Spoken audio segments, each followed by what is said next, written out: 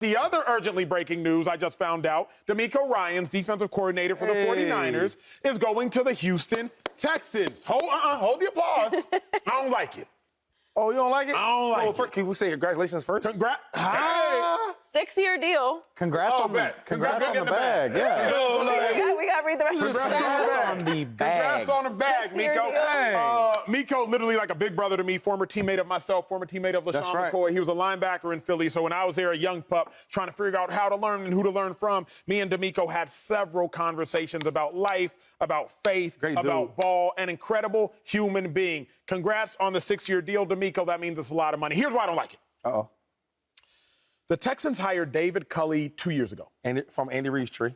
Hired David Culley, but it was weird, right? Remember Deshaun Watson said he wanted a black head coach. Yep.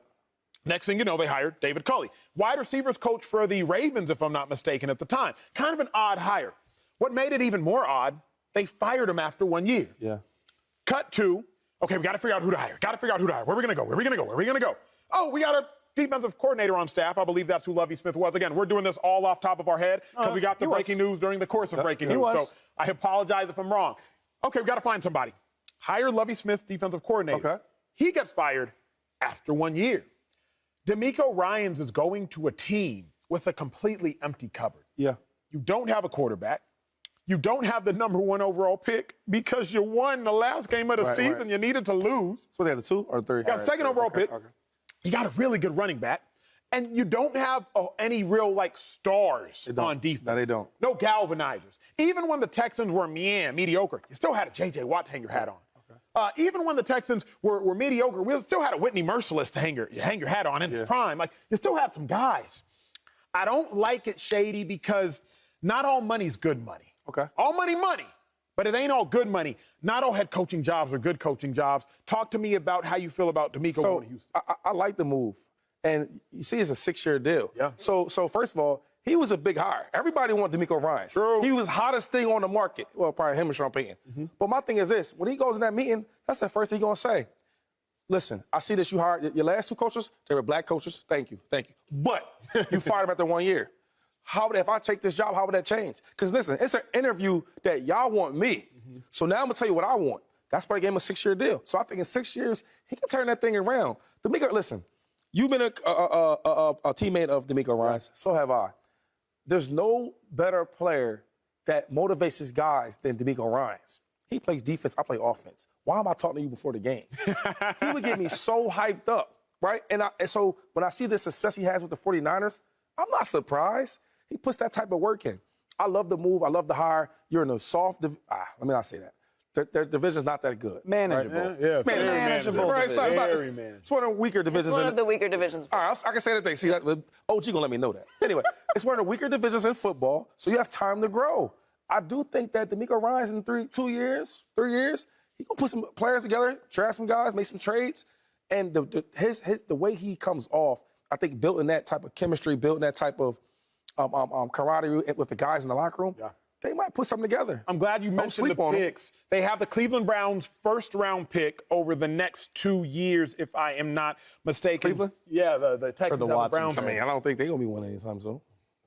Jory, let me come to you. Instant reaction on this breaking news. DeMeco Ryans to Houston. Love it, hate it, in between. How you feel? I love it. I'm with Shady. A 6-year deal changes the conversation. 6 years. And if you don't want me after 3, you got 3 years to pay me. Right. I'm cool on that.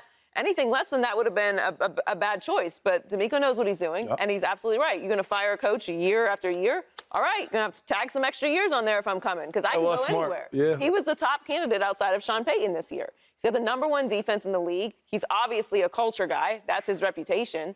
And he played in Houston for 6 seasons. So he knows this area. That's he knows true. this community. Yeah. I think this is a great hire. I understand the pushback on black coaches getting opportunities where they're set up for failure. In this situation, the cupboard is empty, but you're going to get a quarterback in the draft at the 2nd overall pick. Now, it wasn't the 1st overall pick, but you're still going to get a quarterback with that pick. You still have other picks available to you. You have a 6-year deal, so you have some runway to build up your roster and reinvent and truly put your stamp on this organization. Right. Because that deal is so long, that they're going to have, he's going to be there for 3 years. Unless it's a complete collapse and goes just catastrophic, he's going to be there for at least 3 years. And if you are a good head coach, you should be able to make some changes within those 3 years. And culture is the most important thing for Houston. Houston has no culture, has no identity, has no stars. So DeMeco comes in with his first opportunity to put his whole fingerprint on everything in the organization and really set the tone there. I think it's a great move for him, and especially because he has some history there. Here's why I am weary, Dave Helman, and maybe because I'm more biased because of my relationship with DeMeco. It's oil and water. The Texans had their former owner said that you can't let the inmates run the prison. Oh, he did say that. Former owner. That was crazy. Then Jack Easterby. Who is he? Yep. Google Jack Easterby, you at home. Yep. He was like the team chaplain, not chaplain, kind of acting as a general manager, not general manager. Google him. It's like it was chaos. The biggest enigma in all of sports was a man named Jack Easterby. Literally look it up after the show. Watch us. Then you fire Coley, you fire Lovey. So the Texans have no idea what they're doing. And then you bring in DeMeco, who is the most one-sided, streamlined human being I ever met. It's oil and water to me, Dave. But what should that tell you? And first, there's the former owner, Cal McNair is the owner now. That was his dad. His dad passed away. So ownership has changed, even though it's the same family. Easterby's gone. Mm-hmm. Yeah. And I'm guessing here, I've never met DeMeco Ryans a day in my life, but if the most sought-after coordinator in football, who passed up on jobs last year, takes this job, what does that say to me? It says, this was not the Texans just doing whatever they wanted. This was DeMeco Ryans saying, I'll come if you promise me that this little sideshow is over with. And, I mean, it's a 6-year deal. That's my one concern about DeMeco Ryans taking this job was what you just illustrated. You know, David Culley only gets a year. Lovie Smith only gets a year. 6-year deal? It's easy for me to imagine DeMeco walking into that interview and saying, I'm not them. I've been the best DC in the league for the last 2 years. I'm not grateful for this opportunity. I'm waiting for the right opportunity because I have earned that respect. And the Texans giving him a 6-year deal, to me, says they're on board with that. They know what they've been through the last few years. They need stability. They need good coaching. I love it if I'm right about that. And I bet I am. Because, again, DeMeco Ryans already sat out of a hiring cycle. Right. He already did it. So I don't think he'd be afraid to do it again. Real quick. But go ahead. They're poised to fix this thing quickly if they do it the right way. It's not just that they have Cleveland's first-round picks. They're picking 5 times in the first 2 days of the draft this year. Ooh. First 2 days, that's the first 3 rounds. Those are the money rounds, where the ballers are. They're going to pick 5 times. Then they've still got multiple first-round picks next year. They can get their quarterback. They can restock their defense. They were nowhere near as bad as the record indicates. We talk about that all the time. Yeah. They gave so many good teams tough games. They took the Cowboys to the wire. They took the Chiefs to the wire. I think DeMeco Ryans could turn this thing around pretty quickly with the resources that they have. But here's... First 3 rounds of the draft, baby. Here's why I don't like it. Here's why I don't like it, though, Dave. You think about all of these good things, a 6-year deal. That don't mean nothing to me. In pro sports, and maybe because I'm jaded by it, I've seen a lot of big contracts be voided after 2 years. We saw... 6-year deal on your first year coach? Cliff Kingsbury. No. Go ahead. A 6-year deal on their first year as a coach? You see that? This is like a Matt Rule type of deal. Matt had, 7 years? Yeah. I mean, that's, and he was there for 3 years. But here's why it doesn't mean anything, because we literally saw this less than a year ago. Ooh. Cardinals got Cliff Kingsbury extended till 2027, y'all. And it's Cliff.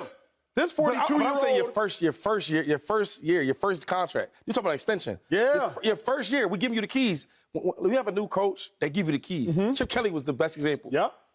Whatever, I don't care what they said. You gave me the keys. And he got 2. He got 2 good ones. And what was his deal? Won a 6-year deal. Probably 5. I don't know, but I don't know he got 2. He didn't make it to his third year. Paying out 3 years is different than paying out 5 years. Mm-hmm.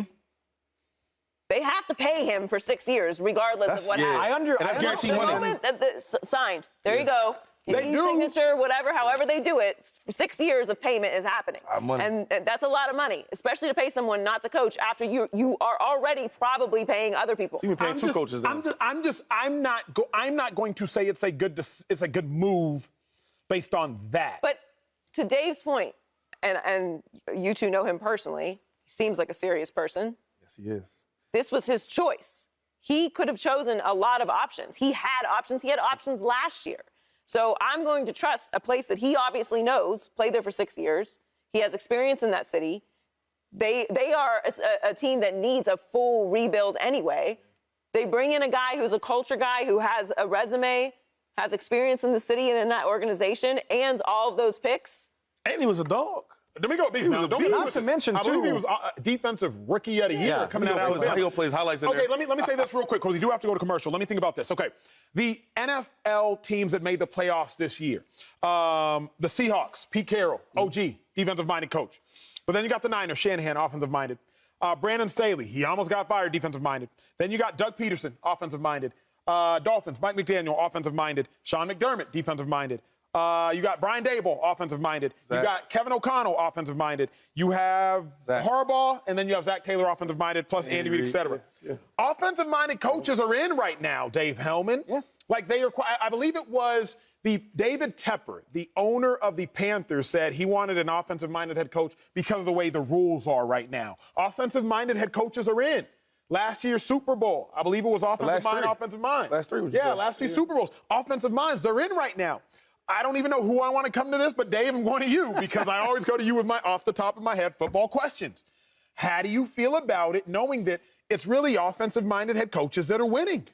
And DeMeco Ryans, a defensive-minded coach for those who do. I hear what you're saying, and I lean toward wanting to hire that type of coach. But number one, it's kind of like the draft. Like, do you ignore the best player available just because it might not be what you want? You know, like at a certain point, the value outweighs the situation. And I mean, this is arguably the best coaching candidate available, especially with Sean Payton going somewhere else. And then on top of that, Houston needs so much. You know, this is a team with no identity, with very little in the way of premier talent.